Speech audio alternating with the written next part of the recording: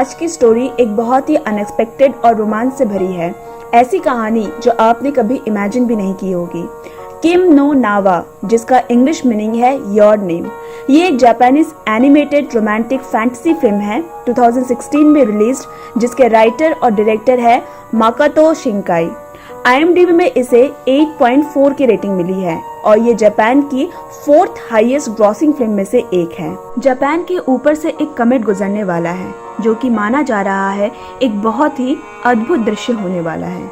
हर 1200 साल में ये कमेट एक बार गुजरता है जब वो पृथ्वी के सबसे करीब होता है। इस बात को और भी शुभ माना जा रहा है क्योंकि उसी दिन जापान में तियामात नाम का फेस्टिवल भी होने वाला है। मित्सुहा मियामिज़ू जापान में हिडा पहाड़ों के बीच इतोमोरी नाम के एक छोटे से टाउन की लड़की होती है और हाई स्कूल में पढ़ती है, लेकिन वो अपनी इस जिंदगी से खुश नहीं होती। उसे हमेशा अपनी जी रहे जिंदगी के बिल्कुल अलग जिंदगी जीने की इच्छा रहती है। जैसे वो एक गांव से होती है, लेकिन वो हमेशा टोक्यो जैसे बड़े शहर जाने के सपने देखती है, जहां वो एक हैंडसम लड़की की जिंदगी जिए और अपने इस बोरियत वाली जिंदगी से अलग एक चकाचौंध से भरी जिंदगी गुजारे। मित्सुहा अपनी दादी और छोटी बहन योत्सुहा के साथ रहती है। मित्सुहा की मां के गुजर जाने के गम ने उसके डैड को बदल दिया था। अब वो ज्यादातर अपने काम में बिजी रहते हैं और इसीलिए दादी ने उन बच्चों की जिम्मेदारी ले ली।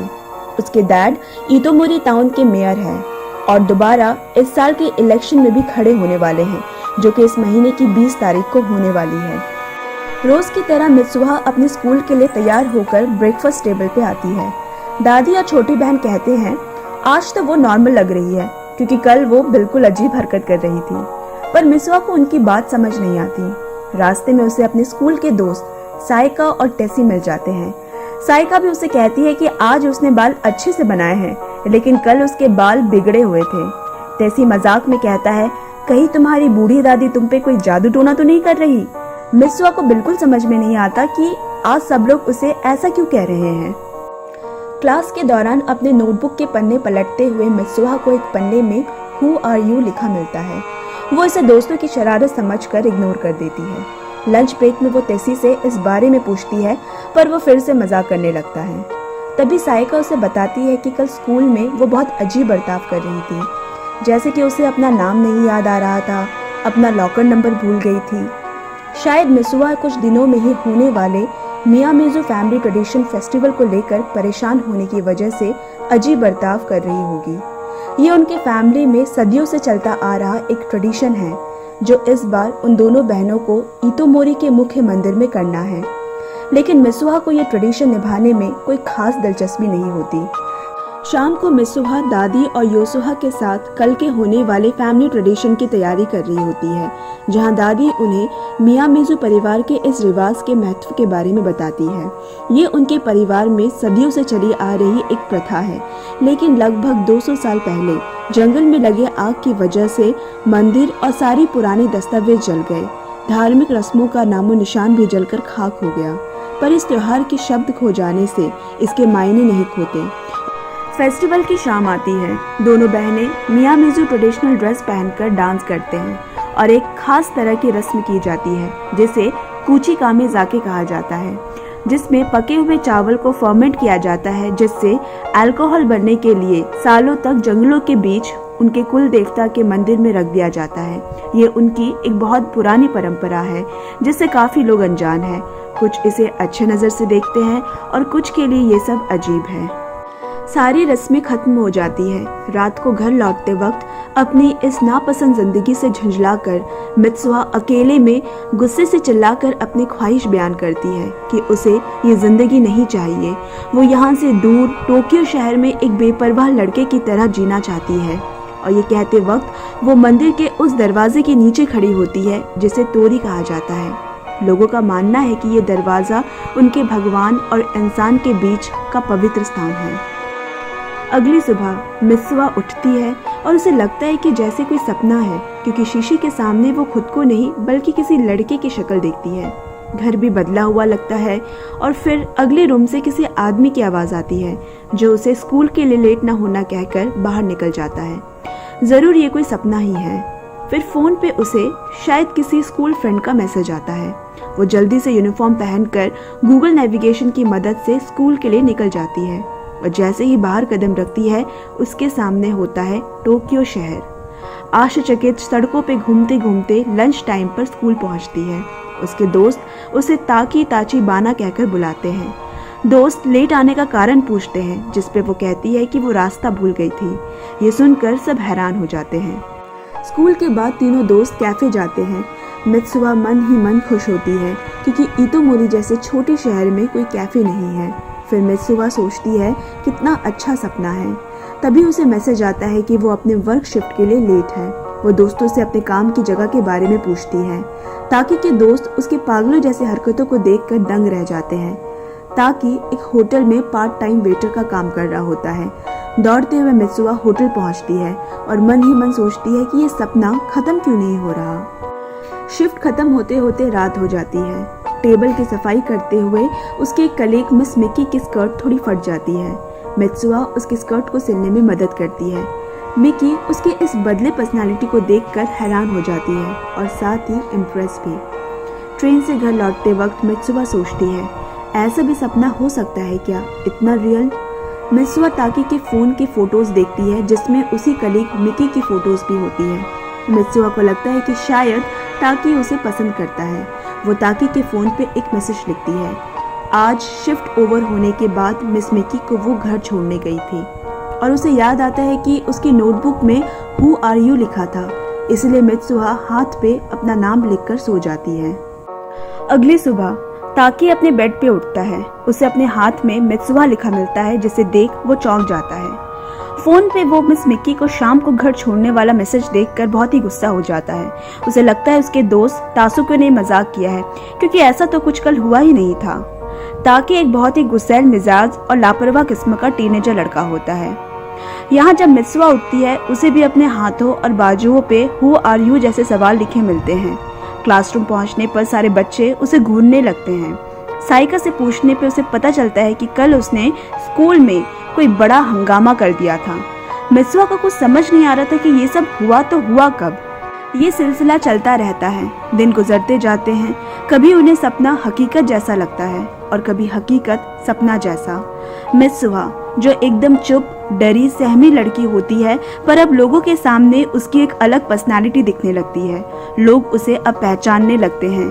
और यहाँ टोक्यो में मिस मिकी भी ताकी के इस बदले बर्ताव पर्सनालिटी से इम्प्रेस होने लगी थी और अब दोनों ज्यादा समय बिताने लगे थे। दोनों की ही जिंदगी में बदलाव आ रहे थे। ये सब अब सपना कम और हकीकत ज्यादा महसूस होने लगा था। लेकिन कुछ दिनों के बाद दोनों को ये सब अजीब लगने लगा। अपने दोस्तों से खुद के ही अजीब बर्ताव के बारे में पता चलना, दोनों को ही लगता है कुछ गड़बड़ है।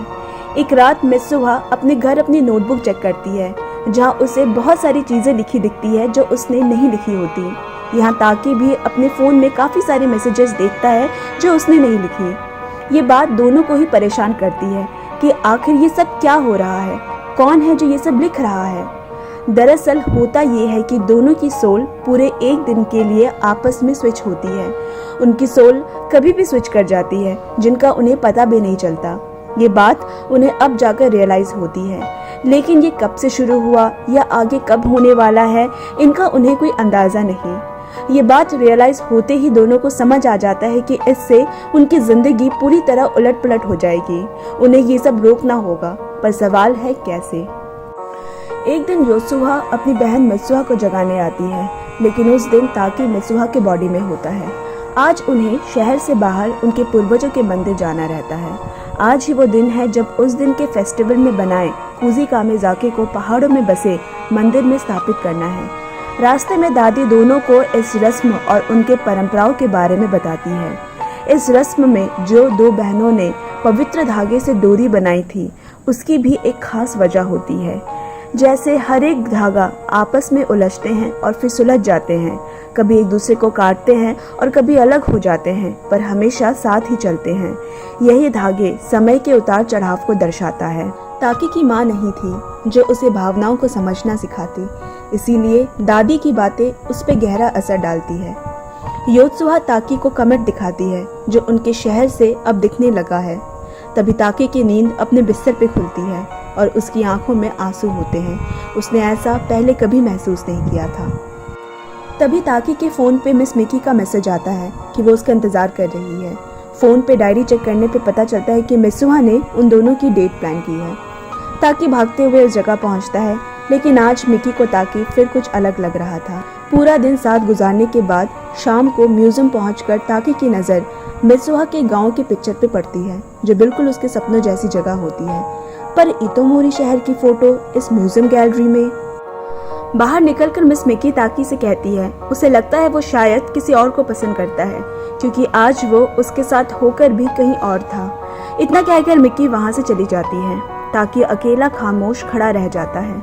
फिर वो अपना फ़ोन चेक करता है, जिसमें मित्सुहा ने लिखा था आज की रात वही कमेट टोक्यो शहर से भी दिखेगा जो इतोमोरी से गुजरने वाला है। पर उसे आसमान तो बिल्कुल साफ नजर आता है। ताकि समझ नहीं पाता कि मित्सुहा किस बारे में बात कर रही है। ताकि बहुत हिम्मत करके पहली बार मित्सुहा को फ़ोन करता है, पर कॉल कनेक्ट नहीं हो पाता। इधर इतोमोरी टाउन में तियामाता फेस्टिवल और आसमान में दिखने वाले कमेट की एक्साइटमेंट हर जगह होती है। मित्सुहा और उसके फ्रेंड साइका और तेसी भी घूमने निकले होते हैं। आसमान में कमेट गुजरता हुआ दिखाई देता है, पर न्यूज़ प्रोडक्शन से अलग ये कमेट 2 भागों में बढ़ जाता है। यहाँ ताकि सोचने लगता है अगली बार जब सोल स्विच होगी तो वो मित्सुहा को इस कमेट के हादसे के बारे में बताएगा, जिसकी तस्वीर उसने म्यूजियम में भी देखी थी। पर उस दिन के बाद से उनकी सोल कभी स्विच नहीं हुई। काफी दिन गुजर गए। ताकि बिल्कुल चुप सा रहने लगा। बस सारा दिन अपने सपने से उभरी इतोमोरी गांव की तस्वीरें बनाता रहता। और फिर एक दिन वो तय करता है कि अब बहुत हो गया। उसे अपने इस खालीपन को भरने के लिए इस जगह को ढूंढना ही होगा। उसे पता लगाना होगा कि आखिर वहाँ क्या हुआ था और मित्सुहा का मैसेज उससे क्या कहना चाहता है। वो अपने दोस्त तासुकी को कॉलेज के नोट्स कवर कर लेने को कहता है, लेकिन स्टेशन पहुंचकर देखता है कि तासुके और मिस मिकी दोनों उसका इंतजार कर रहे होते हैं। ताकि के बदले स्वभाव की वजह से दोनों उसके लिए परेशान थे, इसीलिए उसके साथ जाने का फैसला करते हैं। रास्ते में ताकि उन दोनों को अपनी और मित्सुहा के सोल स्विच की पूरी कहानी बताता है। उन दोनों को ताकि की बातें चौंकाने वाली लगती हैं, जिस पे शायद यकीन भी ना किया जा सके। ताकि को कौन सी जगह है वो तो याद नहीं, पर म्यूजियम की फोटो से पता चला है कि वो जगह हिडा घाटियों में है, जो कि बहुत बड़ी है। वो रास्ते में हर किसी को अपनी ड्राइंग्स दिखाकर पूछने की कोशिश करता है, पर चारों तरफ से बस निराशा ही हाथ आ रही थी। हताश होकर तीनों एक छोटे से रेस्टोरेंट पे जाते हैं कि तभी वहाँ की एक लेडी उसकी ड्राइंग देखकर इतोमोरी गांव का नाम लेती है और अपने हस्बैंड को बुलाती है, जिसका जन्म इतोमोरी में ही हुआ था। 3 साल पहले 2013 तियामाता फेस्टिवल के दिन आसमान में कमेट के 2 टुकड़े हो जाने के बाद एक टुकड़ा सीधा इतोमोरी गांव पे आ गिरा था, जिसकी वजह से पूरी घाटी तबाह हो गई थी, जिसमें 500 से ज़्यादा लोगों की जानें गई। अब इतोमोरी गांव बस एक इतिहास बनकर रह गया। वो तीनों वहां से निकलकर फौरन उसी जगह पहुंचते हैं जहां स्कूल बिल्डिंग को छोड़कर पूरा का पूरा गांव पानी में डूबा हुआ होता है। उसके दोस्तों को ये ताकि की कोई गलतफहमी लगती है, पर ताकि कहता है उसे सब याद आ गया है, ये वही जगह है, यही वो स्कूल है जहाँ मित्सुहा पढ़ती थी। उसके मैसेजेस अभी भी उसके फ़ोन डायरी में सेव है, पर जैसे ही वो फ़ोन डायरी खोलता है उसकी आंखों के सामने सारे मैसेजेस गायब हो जाते हैं। लाइब्रेरी में जाकर तीनों इतोमोरी की पूरी डिटेल्स निकालते हैं, जहां उन्हें उस दिन हुए हादसे की जानकारी मिलती है और साथ ही मरे हुए लोगों की लिस्ट भी दिखती है, जिसमें टेसी साइका के साथ मित्सुहा मियामिज़ु का नाम भी दर्ज होता है। लेकिन ऐसे कैसे हो सकता है? ये हादसा 3 साल पहले हुआ था, पर मित्सुहा से तो उसकी 3 हफ्ते पहले ही सोल की बदली हुई थी। क्या सच में ये सब सिर्फ एक सपना था? ताकि सोचने लगता है 3 साल पहले हुए किसी न्यूज़ आर्टिकल की याददाश्त की वजह से उसके दिमाग में कोई मनगढ़ंत कहानी सी बना ली होगी। मिकी इतोमोरी की मैगजीन देखते हुए कहती है कि ताकि के हाथ में जो डोरी बंधी है वो बिल्कुल इस मैगजीन जैसी है, पर ताकि को याद नहीं है उसे किसने दी। और फिर उसे दादी के साथ मंदिर जाना याद आता है। अब ताकि जिस दौराहे पे खड़ा है उसके लिए जानना बहुत ज़रूरी हो गया कि ये सब सच था या सिर्फ एक सपना, और इसीलिए वो अकेले ही अपने दोस्तों को सोता छोड़ उस मंदिर के लिए निकल पड़ता है। वो एक लेटर छोड़ जाता है कि वो लोग उसके बिना ही वापस चले जाएं, क्योंकि इसके आगे का सफ़र उसके अकेले का है। रास्ते भर में उसे दादी की कई सारी बातें याद आती है, और जब घाटियों के बीच वो उस पुराने टूटे हुए मंदिर को देखता है उसके सारे वहम मिट जाते हैं। मंदिर में चढ़ाए कूची कामेज़ाकी वही रखा होता है जो उसी ने रखा था, जिसके बर्तन पे ऊपर काई जमी होती है, और उसे समझ आ जाता है कि ये घटना 3 साल पहले की थी। ये समझ आने के बाद ताकि कूची कामेज़ाकी को पी लेता है। शायद उसे एक और आखिरी मौका मिल जाए मित्सुहा को बचाने का। उसे पीते ही वो बेहोश होने लगता है। उसे ऐसा लगता है मानो सपने की तरह वो मित्सुहा की पूरी जिंदगी को अपनी आंखों के सामने देख रहा हो। कैसे वो पैदा हुई, कैसे उसकी माँ चल बसी, किस तरह उनके सोल बदलने शुरू हुए, और जब उसकी आंखें खुलती है तो वो साल 2013 ठीक हादसा होने वाले दिन मित्सुहा की बॉडी में उठता है।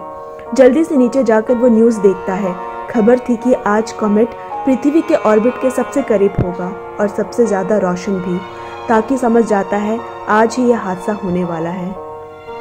दादी उसे देखकर अचानक से कहती है, आज फिर से सोल बदले हैं। ताकि यह सुन हक्का बक्का रह जाता है। दादी कहती है, ये अनुभूति हमारे परिवार में चली आ रही है। ये अनुभव मैंने भी की है और मित्सुहा की माँ ने भी। लेकिन याद रहे, जागते ही सपने धुंधले हो जाते हैं, कुछ भी ठीक से याद नहीं रहेगा। ताकि समझ जाता है कि ये पीढ़ी दर पीढ़ी मियामिज़ू फैमिली में होता आ रहा है। ताकि अब ठान लेता है कि आज के हादसे से होने वाली बर्बादी को वो रोक कर रहेगा। इतोमोरी के अस्तित्व को वो मिटने नहीं देगा।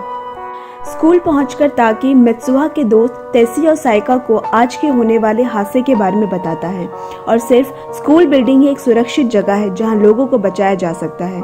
वो दोनों ताकि का साथ देने को राजी हो जाते हैं। हाई स्कूल स्टूडेंट होने से उनकी बातों को लोग नहीं मानेंगे, जिसके लिए तीनों एक प्लान बनाते हैं।